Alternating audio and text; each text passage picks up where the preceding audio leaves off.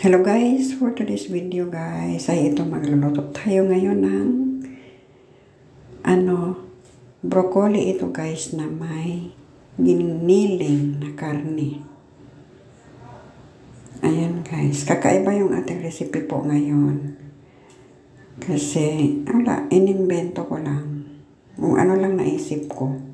Pasensya na po sa mga walang idea kung ano yung niluluto ko, pero ito naisip ko lang kasi. Ayan pala, binabad ko na ang ating broccoli sa may asin. Ibabad natin for 10 minutes to guys. Kasi merong mga bakterya na dapat mamatay. Dapat ibabad sa asin.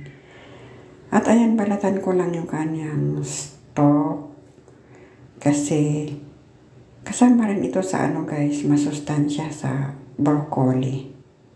Isa rin siya sa masustansya na part. At saka malambot naman talaga yan. Ayan.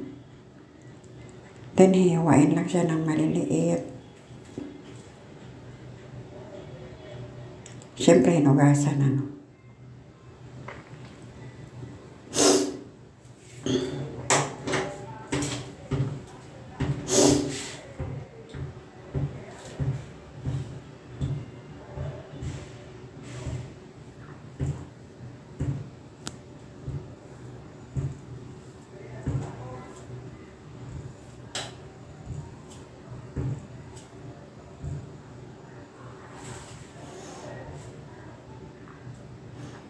Para po sa mga hindi nakakakilala at hindi nakakaalam kung ano ang benepisyo nitong broccoli, ay marami po talaga itong may benepisyo. Mayaman siya sa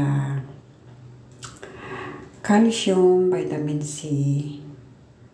Ito ang gulay na re-recommend ng mga doktor na kung nagda-diet ka at umiiwas ka sa mga lalo at may sakit ka, ito ang gulay na nire-required ng mga doktor na kainin mo. Dapat 1 cup sa isang araw guys.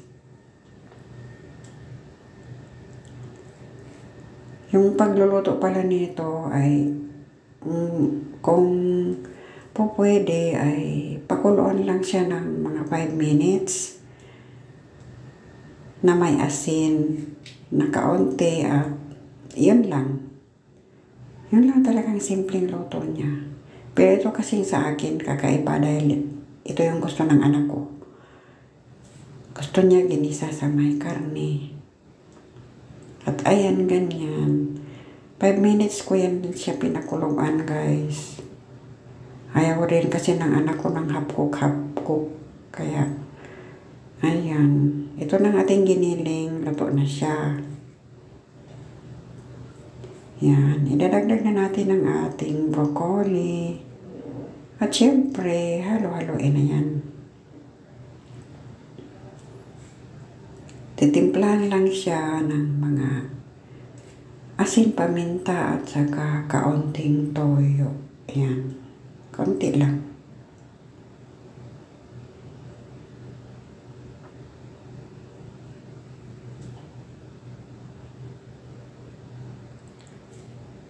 Baka gusto nyo rin subukan ito guys, ang recipe natin na ito. Alam ko tayong mga nanay ay marami tayong ideya kung paano magluto na kumakain talaga ang mga anak natin. Tsaka dito naman sa akin ay request kasi ng anak ko. Kaya ayan, instead na pakuluan ko lang, gusto niya ganyan. Igigisa sa giniling para may malasahan na karne. Siyempre, tayong mga nanay ay para maganda at masustansya ang makakain ng anak natin, hahanapan natin ng paraan para masunod ang kanilang gusto.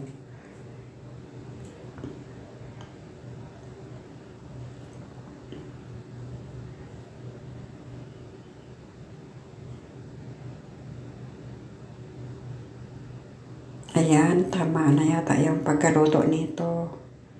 Ayan, kaya okay na siya. Ayan na siya, guys. Tama na yung pagkaluto. Thanks for watching and see you in my next video.